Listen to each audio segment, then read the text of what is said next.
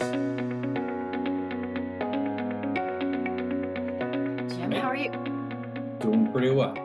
Great. Well, thanks for joining us today. I was wondering if you can introduce yourself for us and tell your role and your company.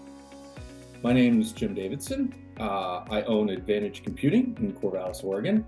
We are a new managed service provider, and we provide small businesses technical support on contracted basis, and also provide some individual support for what we like to call it, the little old ladies in town. Great. So, can you talk a little bit more about your company and how it differs from maybe what you might think of as a traditional MSP? Yeah, we are a break fix to MSP conversion that we started about 2 years ago, providing contracted support and working towards that proactive maintenance that we are now providing. Um, to build it out and start, we leaned on JumpCloud from the beginning as part of our approach and our stack, as we have a variety of clients, and almost all of them very small businesses, under 30 people, with a mixed environments with both Mac and PC. And so to that end, I was looking for a way to, one, diversify my stack, but also to make sure I could provide full support across the board to those clients. And so we decided to use JumpCloud for controlling the systems from the beginning, and moved most of our primary clients towards that system. And now it's just part of our offering that we're slowly rolling out for the majority of the clients who need that type of support. So, how many employees do you have at your company? We currently have 6 in the office. Great. So, what made you decide to move from like break fix into MSP? Yeah, that's actually a bit of a sob story, so I won't go into too much detail. But the break fix structure that we had in this company was more of a group of guys who were providing IT in town, kind of collaborating to help each other. And that was kind of moving forward at a snail's pace and functional, but we were growing outside of our ability to kind of self-regulate. And then when COVID hit, I did lose my primary business partner to COVID. He died, forcing us into a challenging situation on how to continue the company. And I was already leaning towards proactive maintenance and trying to figure out how I was going to move the company that direction. That escalated the approach. I ended up buying the partnership out, and we've been moving into that contracted maintenance ever since. And that's been just a little over 2 years now. So we're on the other side finally. Yeah. I'm sorry for your loss. You know Thank that you. that type of change is kind of difficult. I mean, it kind of moves you along, but it's uh it's not the maybe not my favorite way to force No, change, right? definitely not. And I think there are silver linings in the midst of it. But in the end, I lost a great technician and a friend, and that wasn't worth it at all, right? So I think we would have gotten here maybe 2 or 3 years longer and further out. This did accelerate our approach, and we now take the bus principle very seriously and try to make sure that we've got proper documentation. Um, I was going to ask you how did you find JumpCloud and decide that you were going to use it both internally and for clients? Yeah, I had a friend who used to work for a company up in Seattle, and they were also looking for a way to control Mac computers. And so he was in JumpCloud, like I think at maybe right at the beginning, and had a little bit of experience doing the administration of that. He's of course moved on and now a consultant for a very large organization, but his experience and him like telling me how it functioned always put JumpCloud in the back of my mind. So when I was looking at the options of either becoming a completely Microsoft-based organization and figure out or ignore Macs, or deploy something that would be that option, I stumbled into the newer offerings and the MSP offerings that JumpCloud was making. Had a really good meeting with Max, and decided just to jump and see if I could do it. We did have one primary client, who's medical in nature, and the majority of their staff are using Macs. And so it was that was the way to kind of get in the door and get things moving and fully test it and see it in action and figure out how to break it and make it work. So yeah, I spun it up for us initially just to make sure I could make it function, and then I sold it to that client. I'm asking them to be a beta tester. That's great. That's really good to hear. Yeah. So I think you said before we started that you're using it internally. Is that Yeah. correct? Yes. Awesome. And what about your like your internal environment? Is it mixed? Are you using like Mac, Windows, and Linux, or are you strictly one shop or the other? Yeah, I want to be agnostic. I want to be as agnostic as possible with operating systems. And so we have Macs, we have Linux boxes, and we have PCs. They're all in JumpCloud, so they're being controlled and maintained. And that, I think keeps my staff on their toes, but also gives us a chance to provide services that a lot of MSPs and a lot of IT services like they just don't want to do. Like they don't want to add the Mac to the mix. So it's interesting. Yeah. And what else are you doing with JumpCloud? Like, are you using policies and commands internally and things like that? Yeah, we're definitely using that to meet some of the regulations or requirements that some clients have for policies and procedures that and making sure the devices are meeting specific standards. And that's been a great tool, especially as it's grown with JumpCloud over the last couple of years. Oh yeah. So definitely like access and things like that's really important for keeping control of who can touch what, right? Oh, 100%. And administrative rights on systems so that, you can still do least privilege approach so that users don't have full control of the computer. So yeah, that's been nice and the auditing and the policies that you can pull out to actually prove that it's being done has been a real nice tool, especially as the insurance environment shifts for our clients.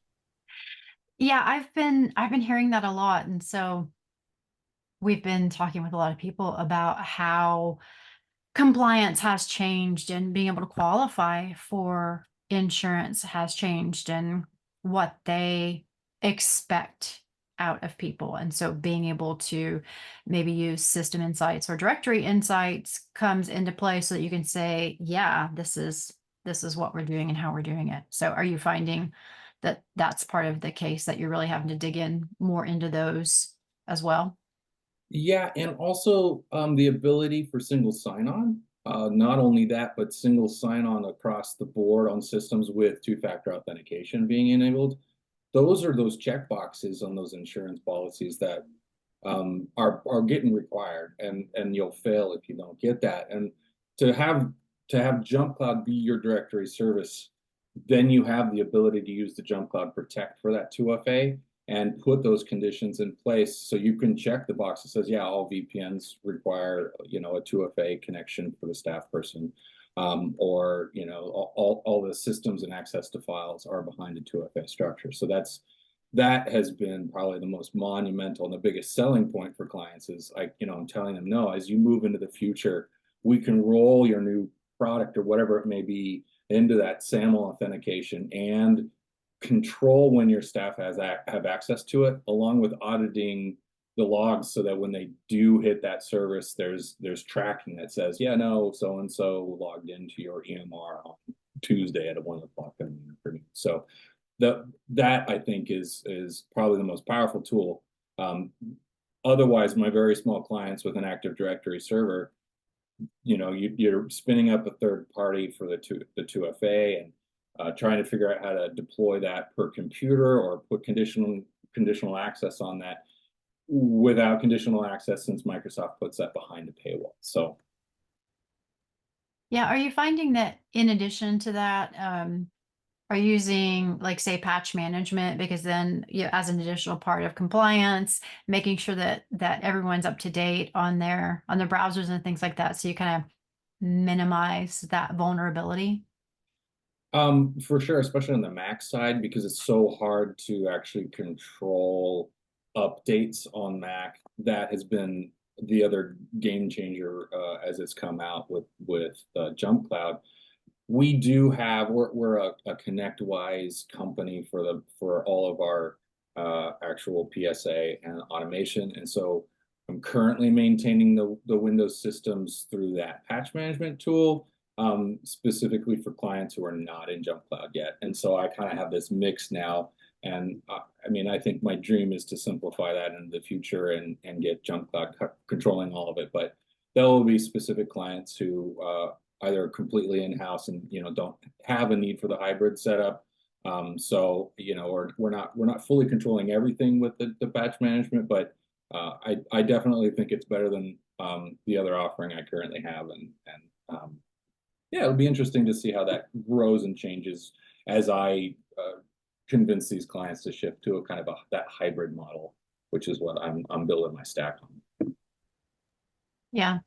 So let's talk a little bit more about maybe a typical client or in general, like what problems are they asking you to come in and solve? That's a good question.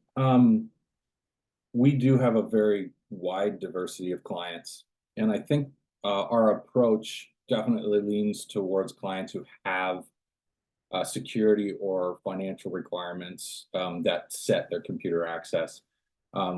But we still help with everyone from construction companies to little mom and pop shops, just to give them more of a peace of mind. I would say that the majority of support is people just wanting their stuff to work.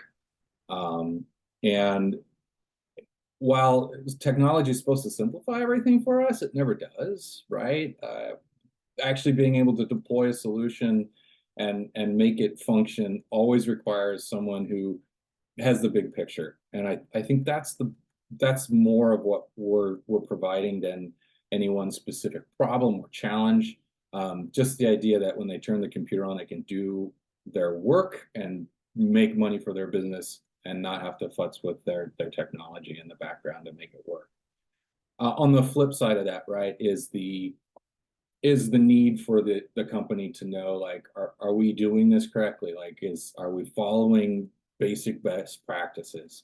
And that, I think, is what I've been pushing the hardest, is you have to have a password on your computer. You really should be using a directory that we can turn on and off and add users through one centralized location.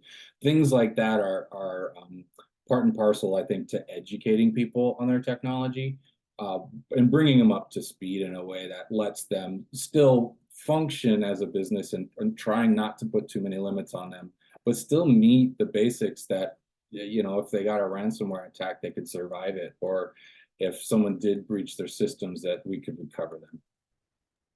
Yeah, or especially those mom and pop shops that maybe they they're small enough that they don't really want to hire someone full time. Help them with, okay, if someone loses a laptop, then what do you do? Like, how do you shut it off remotely? How do you keep someone from, getting access to all of your data and stuff? It might be just, shutting off the ability to access it, or it might be remote wipe, just so that they have that peace of mind, right? Right. Mm, Absolutely. yeah. And a lot of people don't understand how that works. They're trying to run their business Right. and get things done, and that's like an extra worry on top of on their mind that you can help alleviate, right? I think it's like any business, right? Like, I live and breathe in this. This is what I'm doing. I know how to deploy the jump cloud. I know how to set all this configuration. So, uh, when you pay someone else to do it, you expect them to walk in and get it done quickly and effectively. And there's just a benefit in trusting someone who's living and breathing it, who can lead you, hopefully, in the correct direction. I'm hoping that's what I'm doing to my clients. Right, right. Uh, do you find it difficult to convince people of that, or are a lot of them, like especially the really small businesses, they're just like, please take this off my hands? Um, there's absolutely a mixed bag. I think going from break fix to contracted services, that automatically kind of pushes some clients to the edge, or they just realize, like, okay, this isn't what I'm looking for. And I'll tell a client, if we're too expensive for them. Like, you know, if you can get away with what you're doing with a Comcast modem and your POS provider, you don't need to pay me a monthly fee to keep your stuff up and running. But the clients who do see that value, those are the good relationships. And we're very much a local company. We want to be in our community. We want to support small businesses here.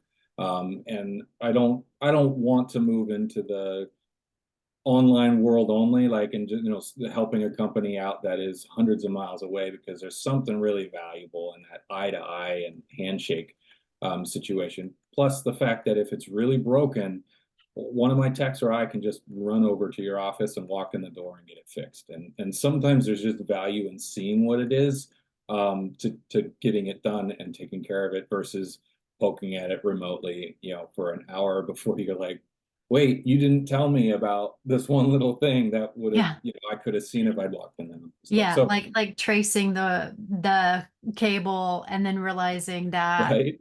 you go back to the switch or so, oh, well, somebody, you know, accidentally tripped over it and it's actually unplugged and it Yeah, wasn't at the computer, it was the somewhere. cat chewed through the wire or whatever it may be.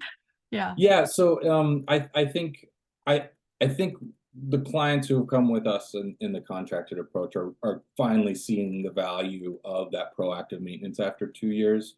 It definitely was a big sell for a number of them, because we had been such a cheap break fix prior to us, right? The problem was, and the reason I was losing sleep 3 years ago is that servers would go down because we weren't touching and maintaining them, and we were expecting the client to contact us when it broke.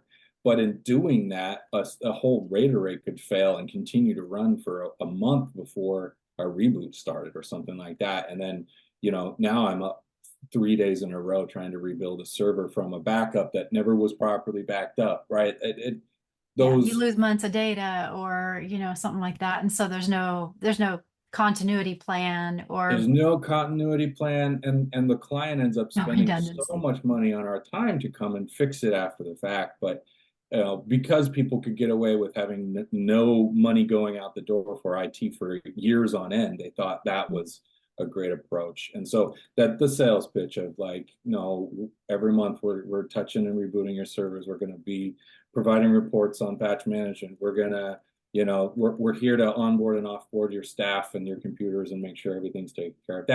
That was a real nice shift, and honestly, I'm sleeping so much better now. Right. I think sometimes those small businesses, as they grow, they just don't realize how many other things need to grow with them. So all that extra data, all those other things, like they don't realize they need redundancy and they need these backup plans to change over time, and they need to patch their systems. Like you can't keep that, Windows XP computer under your desk and expect it to, not be vulnerable unless you don't have it connected to the web at all. You know? Right. 100%. Yeah. 100%. Yep. I've seen stuff like that.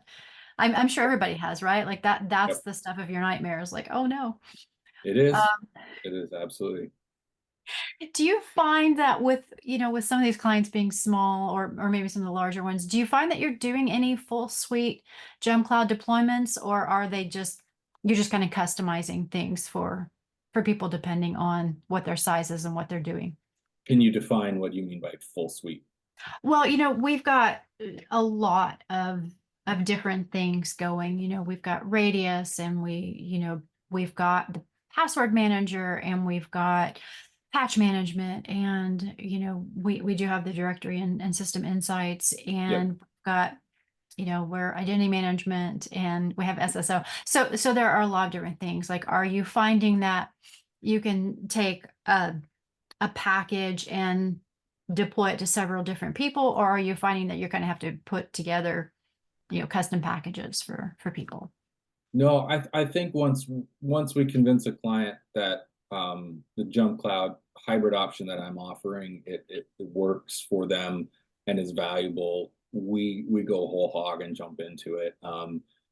Right now, I think as so many people move to the cloud and the pricing continues to increase on all those cloud services, and everyone wants a piece of the pie in that context, while at the exact same time, the cost of a hard drive of 16 terabytes continues to go down in cost. It's like, wait, we could deploy some local data storage, which is fast and effective and easily maintained from a security standpoint. We know we can put encryption on it and lock it down. It's hard, especially being in a smaller town away from big city where we don't have a lot of fiber in town, to say that, oh yeah, you should just go fully cloud. And so the JumpCloud really enables me to have this cloud-based control onto the systems, yet still run a local network with data stores that the client can have right there at their fingertips, through a mapped network drive, and still locked down with the security tools and needs. So yeah, we haven't. I don't know that I've piecemealed too much. My largest client is kind of half in, but they have four different companies. One of them is fully JumpCloud, and the other three I'm currently slowly bringing into the fold. But the company itself has added federated JumpCloud control to their Microsoft 365 so that we have conditional access, and I can control how everyone's using it and get the logs that I need out of it. So, I think, no, it's a full suite JumpCloud, or I'm continuing whatever their current system is for just local systems. And that's typically the small medical provider who really just needs to keep their database in-house. And Yeah, doesn't so make sense to that's a ship it really there. that's a really different model than what we see a lot of people, because they're in bigger cities and they are doing, like, they have multiple locations, so they need more cloud based stuff. So Yeah. it can be a really different model. Mhm. That's really interesting. I'm from a really small town, so we my parents still don't have fiber down by them because they're just so remote. So it's interesting thinking about how there are cases where you don't want a lot of cloud stuff just because it's too expensive for a really small company. But Yeah. it's interesting how you are saying that still having jump cloud in order to manage their systems, and if you can have those cloud controls so you don't have to physically go in their office and like set it up on the server, Right. really helps you to manage things remotely, but then they're still secure. So Yeah, that's I do think that the IT model needs to be diversified. And that's the other part of my approach to this, which I think is unique, is that if you trust a single provider with everything, right, that means they can take everything down. But also means you're stuck in that realm. And being able to diversify elements of your stack or your configuration at least gives you some autonomy and controls over those variations of systems, and let you step away from the standard licensing that a lot of these companies are just kind of pushing out and trying to trick people into. So the jump cloud definitely gives this higher control of things, but what I love about it is that if the computer's offline, you can still log into it. You're not completely tied and locked down to the JumpCloud tool set, because once it's deployed, it's kind of in place assisting things. So yeah, that's been a real positive transition for us, because fiber's slowly coming into town, and I think I've got a number of clients who are eyeing let's just push everything to the cloud. But I am also a kind of a prudent adopter of technology. I want to make sure that it's long term and that it's effective and functional, and not going to just blow up in costs over time for a client. Because we're all small businesses trying to make our way. We just want to pay our staff a good salary and make our clients happy. And so I think there's just a benefit to keeping a solid mindset of not just trying to blast through and do everything because it's cool and tech. Oh, the newest cloud thing, right? Like there's just prudence in having a longer term approach and trying to look to the future for the best stability for people. Yeah. So you're advising people to, when it makes sense, oh yeah, you should move to the cloud because it makes sense, not just because it's the newest, coolest thing, right? So No, 100%. And yeah. um I think the AI technology boom right now is a perfect example. Microsoft Copilot, it's a fascinating tool, and I think people are absolutely intrigued, but it's so new.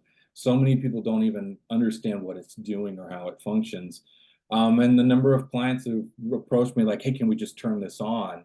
Are caught off guard when I'm saying, I don't think that is right. Like, I think we need to, there's AI tools you can use for free and just to kind of get an idea how it functions in your environment. But I think just opening your data up to those systems when you're not already in that system doesn't make a lot of sense for people. And at some point, I'm sure we'll have clients that'll turn Copilot on or they'll shift themselves into that realm. But I'm definitely going to be going to be the prudent one who says, I'm just not sure let's can we give it some time? Let's make sure that we've done our research so we know how to properly protect you and your data and your staff, because AI opens up that ability for people to do things unaware, right? Pull data out of something that they shouldn't have access to because it wasn't properly configured on the server.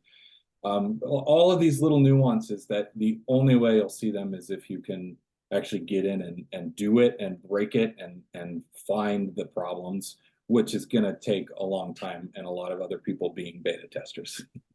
Yeah, even just training people on, what's safe and what's not, because if you pull out something that you've been working on that's kind of proprietary, and Yep, then you drop it in there because you want to do some prompts with it. I mean, if you're doing a public version of, you yep. know, AI, then there are consequences to that, and people may not realize that. But they think, oh, well, I'm just using a private version of chat, whatever they're using. Like, it could be the Microsoft version, or it might be, chat GPT. Sure. Then they may not realize the consequences of that getting ingested. So there's if you can lock some of that stuff down to where they can't, like least access privilege and stuff like that, then at least you can kind of protect people from themselves a little bit. Yeah, and I think there just needs to be more transparency too from these organizations. They're going full tilt because they don't want to fall behind and they don't want to be the last to the plate. But not knowing, how the data is maintained or where it lives or how is Microsoft pulling that data and indexing it for you, and how does that impact the overall structure of whatever they're doing in that AI? It's super complex. And I think anything that's super complex needs to be simplified and step back and done correctly from the ground up. Just like so many companies just deployed Teams and started using Teams without thinking about the impact. And now they have, 100 SharePoint sites because someone just kept creating a group for every single thing that they possibly wanted, not realizing that the administrator hadn't locked their system down, and then the back end Microsoft was doing all of this extra stuff to integrate a tool. So I think Copilot's going to be very similar to that. I think it's going to require some attention, but it's also super exciting. The idea that you can ask Copilot a question and it'll just parse through your outbox and find responses from a specific person and piece together an answer that's fascinating, right? And I think people are rightfully intrigued by it. So I'm always optimistic about what the future holds, but I'm also prudent about deploying it. Yeah.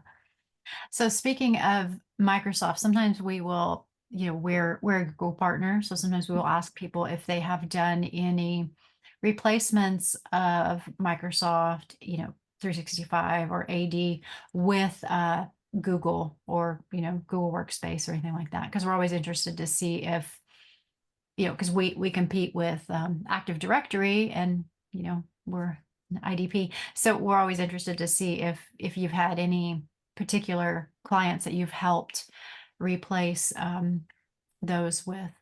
I haven't actually gone that direction. We definitely have clients that we've kept on Google Workspaces and use JumpCloud to integrate into that system also. But most of them were already there and there was no reason to move.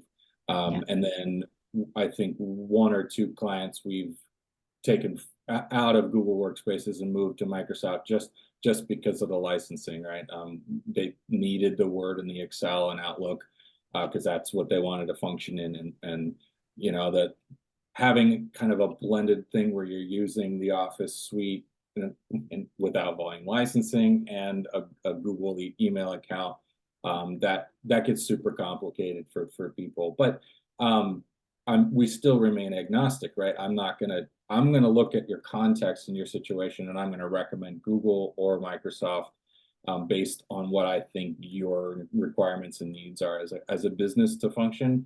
And having JumpCloud be the controls of those directories is the key in allowing me to be just able to take any client on in that context and feel comfortable that I can Yeah. do it. And we work with both, so we try to remain agnostic in that regard because we want to be able to work for, we work with Microsoft, we work with Google, we work with Okta, so that any of those we can integrate with and help you. But we also like to ask sometimes and Yeah. see if that use case has come about.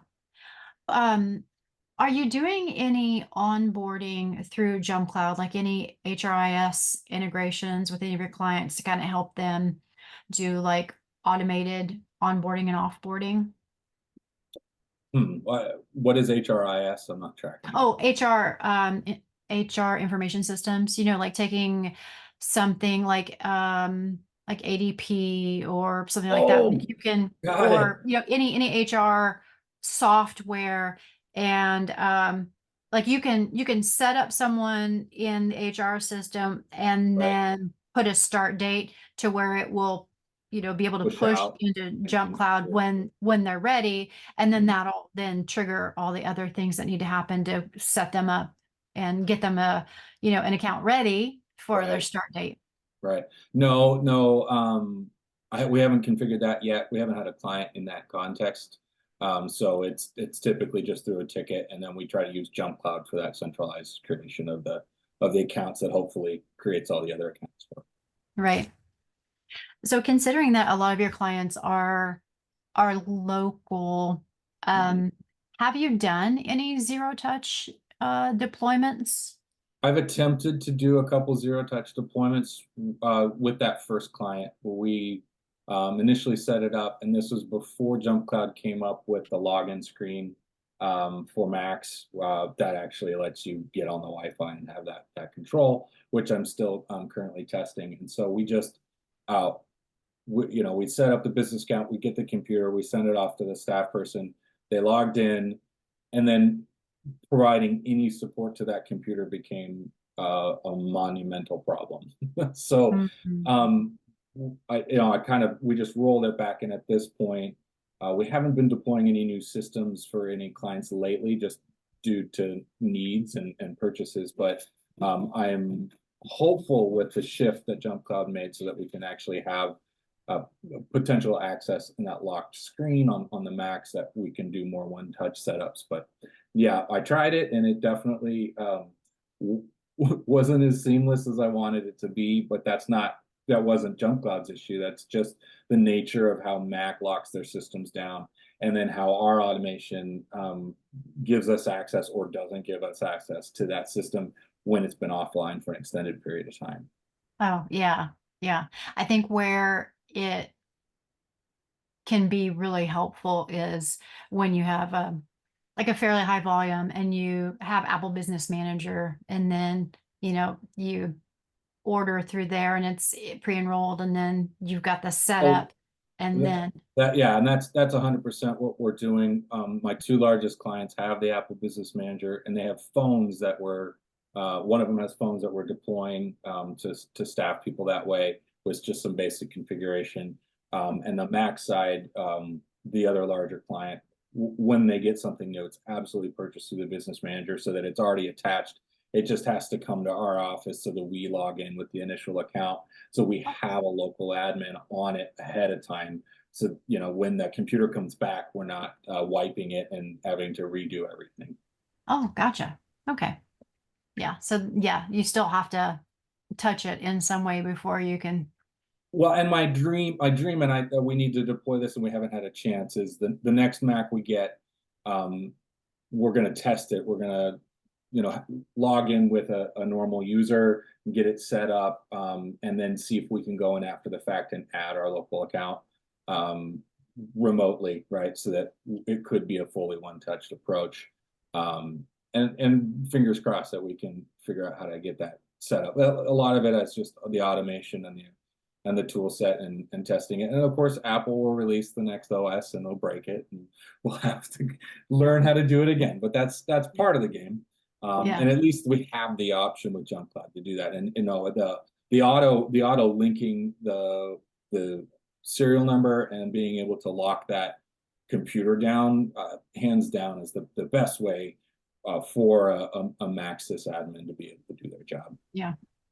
I'm going to pitch the Slack lounge in our community where we have tons of people that can help you when you hit snags like that, because Mhm. they are amazing at walking through and helping you troubleshoot stuff like that, because I'm Awesome. not I'm not the troubleshooter. I Mhm. get to talk to a lot of wonderful people and help with some of the basics, but we've got people that will, tell you exactly what needs to be done and everything, and they are wonderful and amazing. So, Well, the admin chat feature in the JumpCloud admin console has been a game changer, right? Because I'm pretty darn savvy and I can figure most of this out. And when we hit those snags, we pull it up. And what I love the best is that if people don't know what they're talking about, they are honest about it and they're like, "I'm gonna go research this and get back to you." And I yeah, love that. I think in IT it's so hard to admit when you just don't know how to do something. And I think it shows maturity and pride in your company and what you guys can do. But the flip side of that is I have yet to have someone not be able to answer a question that I know there's got to be an answer to. But we always find a solution, or that they'll be like, "Whoa, that's new. We're gonna escalate that. Let's figure out what's going on." So that's been really great. yeah. Everybody is wonderful here, and they are all so willing to help, and that's what I love about the culture here. It's awesome. Is there anything else that you'd like to share that we haven't talked about, or maybe I forgot to ask? I don't think so. I think you had a good list of questions. Awesome. Well, Jim, thank you so much for joining us. It was a My pleasure pleasure. to talk to you. Thanks so much for sharing all the things you're working on. And it's great to see a growing MSP business. And I love the local aspect and the local touch you're doing, because that is definitely what sets you apart. And we wish you the best of luck with your business and everything. And I hope the weather in Oregon stays nice for you, at least for a few more Fingers days crossed. Mhm. before you get more rain. But yeah, thank you for joining us and for your partnership. And we'll talk to you again soon. We appreciate JumpCloud and we look forward to a long relationship. Absolutely.